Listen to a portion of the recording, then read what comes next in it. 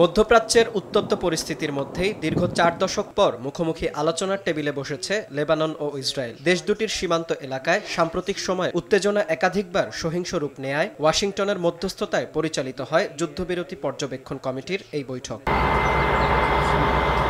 তবে বৈরুত বলছে এটি কোনো শান্তি আলোচনা নয়, বরং বর্তমান শত্রুতা কমিয়ে লেবানিজ ভূখণ্ড থেকে ইসরায়েলি সেনাদের সম্পূর্ণ প্রত্যাহার করাই বৈঠকের মূল লক্ষ্য। আল জাজিরা জানায়, এই আলোচনাকে শান্তি চুক্তির পরোক্ষ অংশ হিসেবে বিবেচনা করছে লেবানন কর্তৃপক্ষ। বুধবার লেবাননের প্রধানমন্ত্রী নওয়াফ সালাম বলেন, নিরাপত্তা ইস্যুর বাইরেও আলোচনায় অংশ নিতে তাদের কোনো আপত্তি নেই, তবে এটি শান্তি আলোচনার সমতুল্য নয় বলে স্পষ্ট করেন তিনি। সালাম বলেন, ২০০২ সালের আরব শান্তি উদ্যোগের প্রতি এখনও অঙ্গীকারবদ্ধ লেবানন, তাই দ্বিতীয় কোনো শান্তি চুক্তির পথে হাঁটতে চায় না তারা।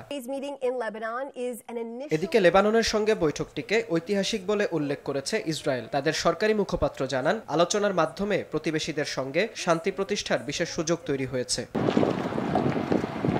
লেবানন ও ইসরায়েলের মধ্যকার সীমান্ত রেখা ব্লু লাইন এলাকায় প্রায় ৩ ঘণ্টা বৈঠক করে কমিটি। এতে বেসামরিক প্রতিনিধিরাও উপস্থিত ছিলেন। বৈঠক শেষে কমিটি জানায়, সীমান্তে দীর্ঘস্থায়ী শান্তি পরিবেশ গড়ে তোলার জন্য আলোচনায় বেসামরিক নাগরিকদের অংশগ্রহণ গুরুত্বপূর্ণ। গত কয়েক মাস ধরে দুই পক্ষকে কমিটির কাজের পরিধি বাড়ানোর আহ্বান জানাচ্ছিল যুক্তরাষ্ট্র। এর মধ্যে গত মাসে বৈরুতে নতুন করে ইসরায়েলি হামলার পর বড় ধরনের উত্তেজনার আশঙ্কা তৈরি হয় তাদের মধ্যে। এমন পরিস্থিতিতে অনুষ্ঠিত হলো বৈঠকটি। বিনয়ামিন, RTV।